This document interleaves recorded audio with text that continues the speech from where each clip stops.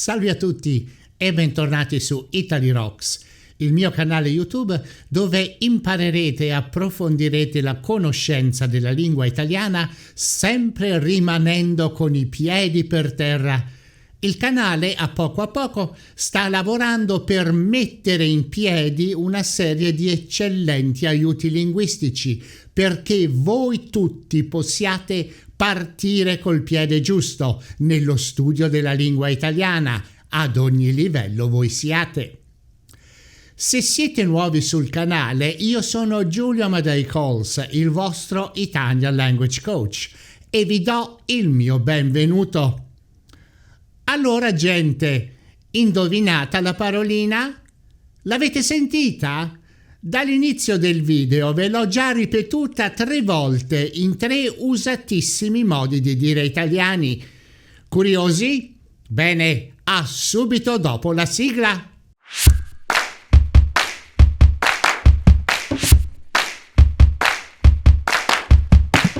La parola è piedi. È stato difficile? Avete avuto problemi nel capire la mia voce? Qual è stata la definizione che vi ha fatto indovinare subito la parola? Fatemelo sapere nei commenti, ci tengo. Questa parola, come potete immaginare, ha una miriade di modi di dire e di usi nella lingua italiana, sia parlata che scritta. Iniziamo con le principali caratteristiche grammaticali di questo vocabolo. Il piede è sostantivo maschile singolare. I piedi è il corrispondente sostantivo maschile plurale. Quindi in italiano la coppia piede-piedi è regolare.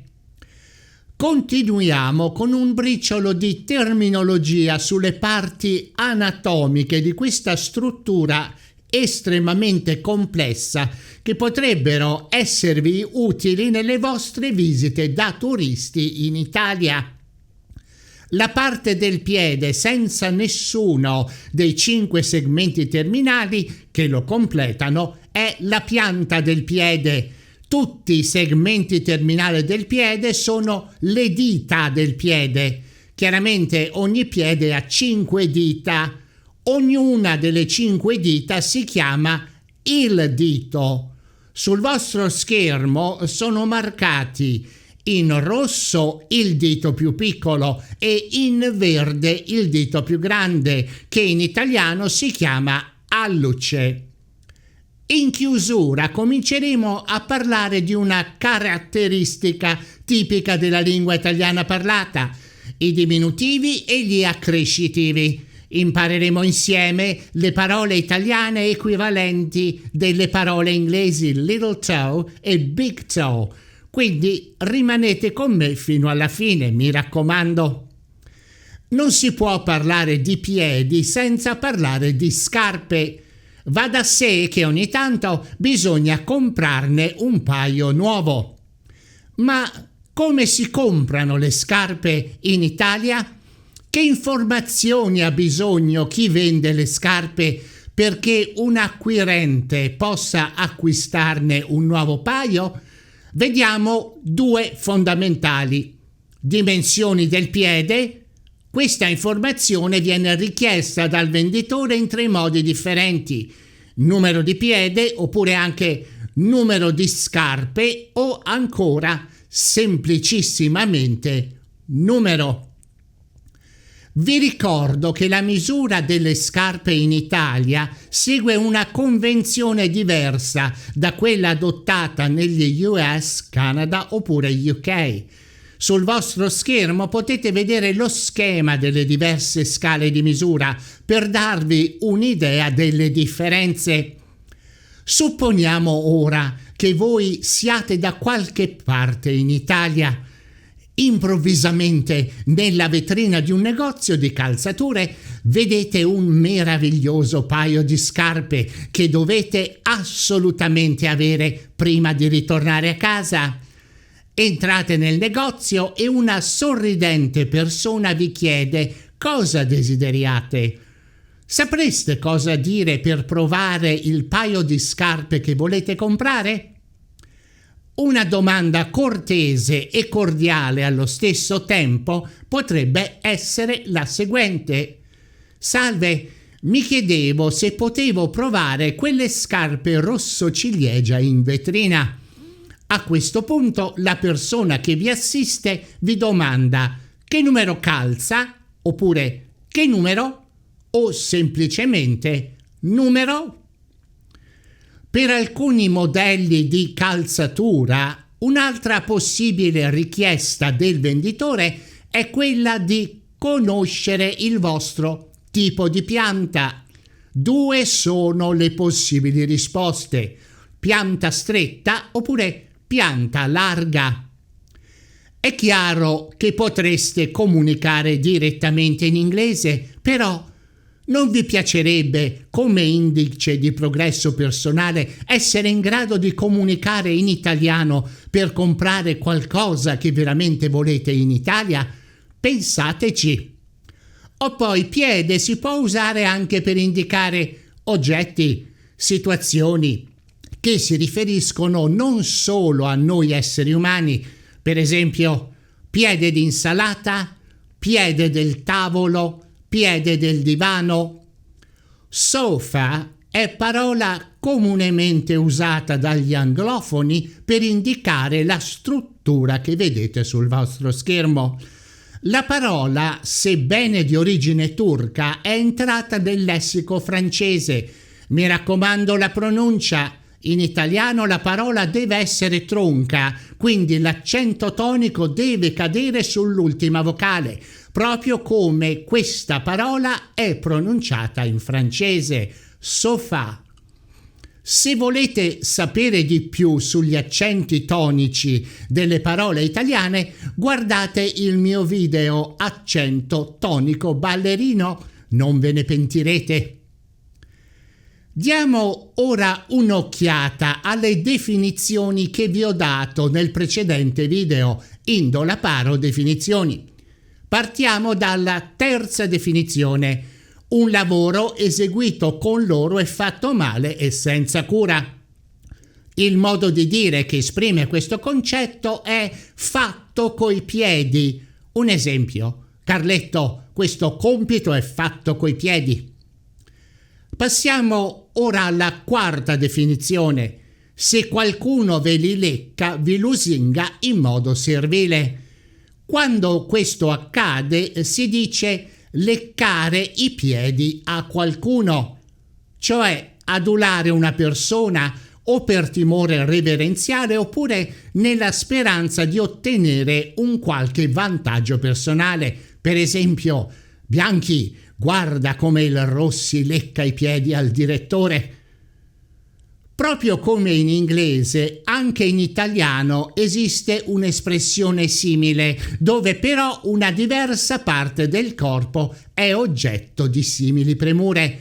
Sapreste dirmi come si chiama in italiano quella parte del corpo? Fatemelo sapere nei commenti qui sotto, sono curiosissimo. La quinta definizione: se qualcuno ve li mette in testa, vuole tiranneggiarvi, descrive una situazione che ha uno specifico modo di dire in italiano: mettere i piedi in testa. Ecco pronto un esempio: Gino, non farti mettere i piedi in testa. Ora vediamo il primo modo di dire che ho usato nell'intro di questo video, con i piedi per terra, che significa essere realisti, sapere mantenere uno stile di vita sobrio e regolato. Per esempio, anche dopo il successo, Rinaldo è ancora con i piedi per terra. Il secondo modo di dire, mettere in piedi, significa preparare, allestire, costruire, fare sorgere. Per esempio, mio padre ha messo in piedi questa azienda dal nulla. Il terzo modo di dire, partire col piede giusto, descrive l'iniziare qualcosa con una mossa giusta, con un atteggiamento positivo. Per esempio, Sandrino, se vuoi partire col piede giusto, devi essere cordiale. Il nome proprio che ho usato nell'ultimo esempio, Sandrino, è il diminutivo del nome Sandro.